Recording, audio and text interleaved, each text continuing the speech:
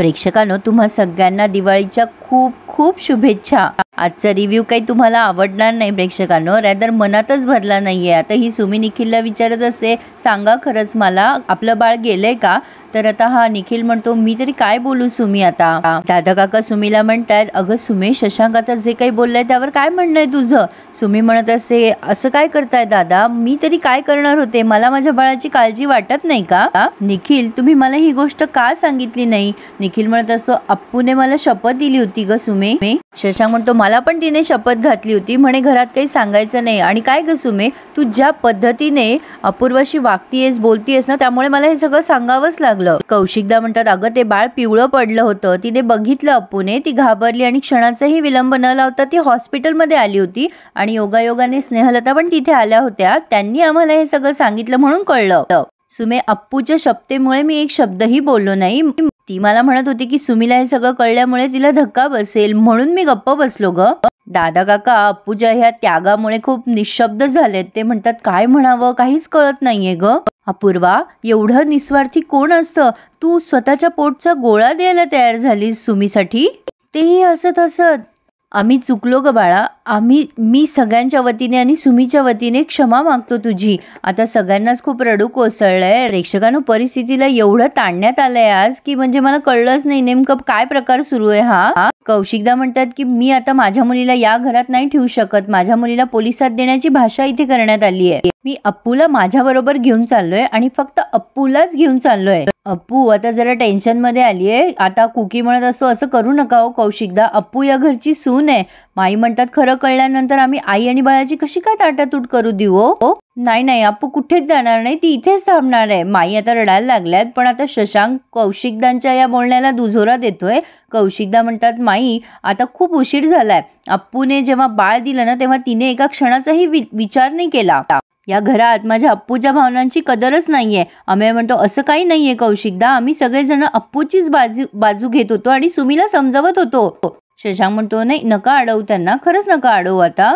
जा तू अपूर्वा, या घरामध्ये तुला कोणीच डिझर्व करत नाही। मला सरांचं म्हणणं पटतंय, तू नको थांबूस इथे, तू जा। अप्पू म्हणते, खडूस काय बोलतोयस तू, मी इकडनं जावं असं वाटतंय तुला?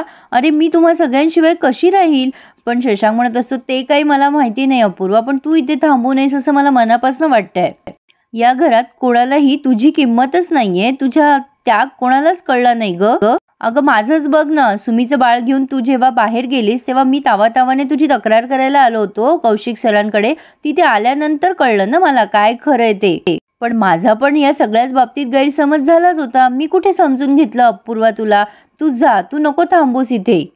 तू सगळ्यांसाठी खूप करतेस, जीव लावतेस सगळ्यांना, पण इथे तुझं कोणीच नाहीये, तू जा, तुला इथे कोणी समजूनच नाही घेऊ शकत। अप्पू सुद्धा एका मिनिटात तयार झालीये की हो मी जाते घरी। म्हणजे आतापर्यंत तिला बाळाबद्दल खूप काही वाटत होतं आणि अचानक ती आता बाळाला सोडून जाते। प्रेक्षकांनो, आता सुवाई म्हणत असतात, नाही अप्पू असं नको करूस ग, ज्या बाळामुळे सगळं घडलंय, तुझ्या लेकीला तुझी गरज आहे ग, अगं नको जाऊस। जणू काही असं वाटतंय प्रेक्षकांनो मला, अप्पू हे सगळं सत्य बाहेर यायची वाट बघत होती। सॉरी टू से, पण दिसतंय तसंच। एवढा लळा तिला बाळाचा होता, त्यामुळेच तर सुमी चिडचिड करत होती ना। असो, पण आता लगेच ती बाळाचा पपी घेते आणि त्या सुमीला म्हणते, हे बाळ सुमीचं होतं आणि सुमीचंच राहील। मी माझ्या बाबाच्या घरी जाईल ना सुमे, त्यामुळे सगळेच प्रॉब्लेम सॉल्व्ह होतील। कुकी म्हणत असतो, शशांक काहीही कर पण अप्पूला जाण्यापासून थांबव।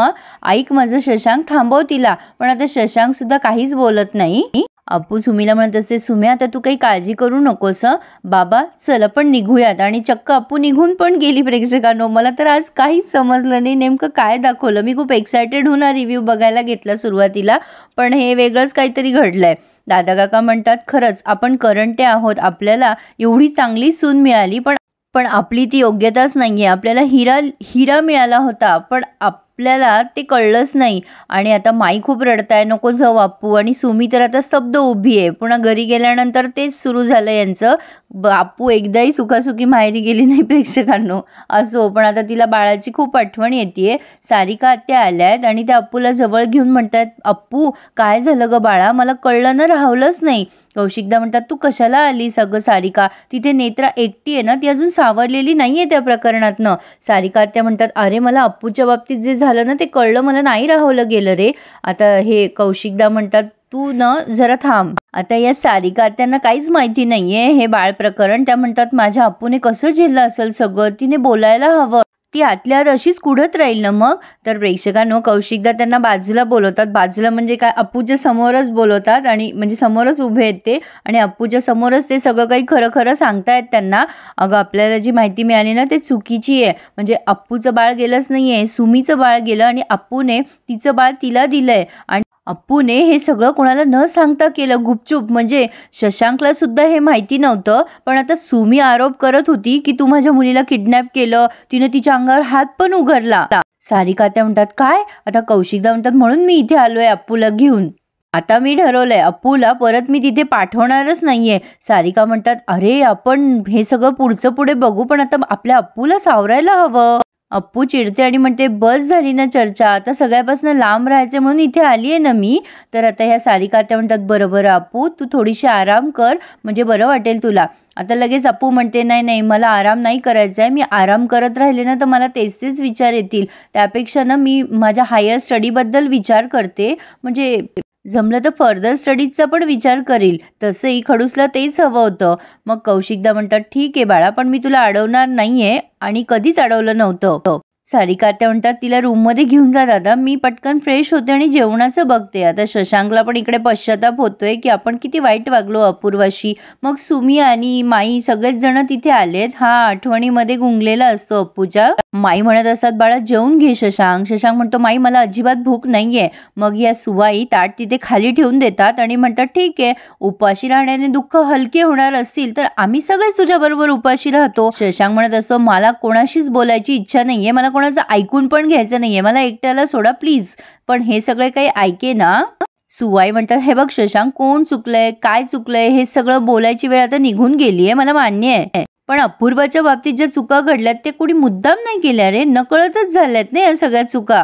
तिला दुखवायचंय म्हणून कोणी चुकीचं वागलंच नाहीये. आता सुमी म्हणते नाही आई माझी चुकी आहे, माझ्यामुळे शशांक दादाचं घर तुटलंय. अप्पू या घरामध्ये काही वर्षापूर्वी आली आणि ती आपल्या कानेटकराच्या संस्काराला जागली, पण मी मात्र या घरात जन्म घेऊन सुद्धा कोत्या मनाची राहिले. सुवाई म्हणतात नाही ग बाळा असं नाहीये. आता शशांक खूप चिडलेला आहे, तो म्हणत असतो बस झालं आता, जे घडायचं ना ते घडून गेलंय, बोलल्यामुळे काही या गोष्टी आता म्हणजे बदलणार नाहीये. निखिल म्हणत असतो अरे अशा कशा गोष्टी बदलणार नाही. माई म्हणतात अरे बाबा मी जाते शशांक अप्पूकडे आणि तिला घेऊन येते परत समजावून. आता सुवाई पण म्हणतात कर बरं फोन अप्पूला, आम्ही बोलतो तिच्याशी. शशांक म्हणतो नको काही गरज नाहीये. माई म्हणतात अरे आम्ही केला होता फोन, तिचा फोन बंद आहे, तू कौशिकांना फोन कर ना रे, तुझं ऐकेल रे ती. अरे कर ना रे फोन शशांक. माई अगदी रडवेल्या झाल्यात, पण शशांक खूप चिडलेला आहे. तो म्हणत असतो कुठल्या तोंडाने मी तिला इथे बोलावून घेऊ. तुम्ही जितके स्वतःला गुन्हेगार ठरवताय ना तितकाच मोठा गुन्हेगार मी आहे. मी सतत तिला चुकीचं ठरवत आलोय आतापर्यंत, सतत. म्हणजे माणूस म्हणून ती किती मोठी आहे ना हे मला आत्तापर्यंत कळायला लागलंय. तर आता ही सुमी म्हणते या सगळ्याला मी निमित्त ठरली आहे. पण आता हे सुमीचं टोमणा मारण्यासारखं बोलणं ऐकून शशांक आणखीन चिडतो आणि म्हणतो हो सुमे तूच निमित्त ठरलेली आहे. अगं बाळाचं सोड, तुझं आहे का तिचं आहे, पण तू तिला एवढी स्वार्थी कसं काय समजलीस का तू. म्हणजे तुला वाटलंच कसं की तुझं बाळ ती कुठेतरी घेऊन जाईल, किडनॅप करेल, हे असे विचार तुझ्या मनात आलेच कसे. नाही म्हणजे एकदा सुद्धा ती तुला असं म्हटली नाही की तुला वाचवता तिचा तोल गेला आणि ती पडली. ती म्हणाली का तुला कधी असं, कधीच म्हणाली नाही. बरं आरोप कमी वाटले म्हणून तू चक्क तिच्यावर हात उगारलास तर तिच्या वडिलांच्या समोर उगारलास का, तर म्हणे त्या बाळाला घेऊन गेली दवाखान्यात ती. माई म्हणत असतात शांत हो बाळा शशांक. शशांक म्हणतो अगं माई कसं शांत होऊ मी. अगं कौशिक सरांना सगळं माहीत होतं या सगळ्यातलं, पण ते बोलले का एक शब्द, का नाही बोलले ते, कारण अपूर्वाने शपथ घातली होती म्हणून. आणि ही सुमी त्यांच्या समोर त्यांच्या मुलीवर हात उगारते. काय वाटलं असेल ग त्यांना. त्यांच्या समोर तर मी जाऊच शकत नाही आता. सुवाई म्हणतात मग काय करायचं, आपण नुसतं बसून राहायचं का इथे, आपल्याला मार्ग काढावा लागेल ना काहीतरी. शशांक म्हणतो काही मार्ग काढता येणार नाहीये. अपूर्वाला जिथे आपण दुखावलं ना तिथेच आपले सगळे मार्ग बंद झालेत. काय ग सुमी, तू याच घरातली आहे ना? आपलं बालपण आठव ना, आपण माईजवळ जास्ती राहिलेलो आहे आपल्या आईपेक्षाही. माई, आई, पन्ना काकू ही फक्त बोलायला वेगळ्या आहेत. तिघींनी आपल्यावर सारखीच माया केली आहे ना? सगळ्यांना समान वागणूक दिली ना त्यांनी? तू ह्यांच्या संस्कारावर वाढलीस ना, मग तू अशी कशी बोललीस ग अपूर्वाला? आता सुमी म्हणते, अरे दादा प्लीज, माझं चुकलं रे, प्लीज तू अप्पूला बोलव इकडे, मी पाय धरून तिची माफी मागेल रे, बोलव तू तिला, मी खरंच माफी मागेल तिची. शशांक म्हणतोय, नाही अजिबात नाही, ती चूक मी कधीच करणार नाहीये, अपूर्वा या घरात कधीच येणार नाहीये. प्रेक्षकांनो, एवढं टेन्शन देऊन का सिरियलचा एंड केला काही कळत नाहीये मला. इथे तर आज रिव्ह्यू पूर्ण झालाय, पण पुढे माई गेल्यात, माफी मागतायत, चल ग अप्पू आपल्या घरी. पन्ना काकू म्हणते, त्या घराला ना तुझी गरज आहे, त्याशिवाय तुझं घर सुनं सुनं आहे. पण सारिका आत्यामध्ये बोलते आणि म्हणते, 1 मिनिट अप्पू थांब जरा, काहीही झालं तरी आम्ही अप्पूला परत पाठवणार नाहीये. आता पाठवणार तर ते आहेच, पण उगा आपल्या डोक्याचं टेन्शन वाढवणार आहे असो. पण तुम्हा सगळ्यांची दिवाळी कशी झाली हे मला नक्की कमेंट करून कळवा. माझी दिवाळी पण खूप छान झाली, पण जास्तीत दगदग झाली आहे ना, त्यामुळे आज खूप थकल्यासारखं होतंय. मी दिवाळीची शुभेच्छा देण्यासाठी एक छानसा व्हिडिओ सुद्धा रेकॉर्ड केला होता, पण तो मला पाठवताच आला नाही प्रेक्षकांनो. खूप कामं होती आणि त्यामुळे जमलंच नाही, पण मी जमल्यास तो लेट का होईना तुम्हाला आज नक्की सेंड करेन. आणि पुन्हा एकदा तुम्हा सगळ्यांना दिवाळीच्या खूप खूप शुभेच्छा. आजचा रिव्ह्यू आवडल्यास लाईक करायला आणि आपलं चॅनल सबस्क्राईब करायला प्लीज विसरू नका. धन्यवाद.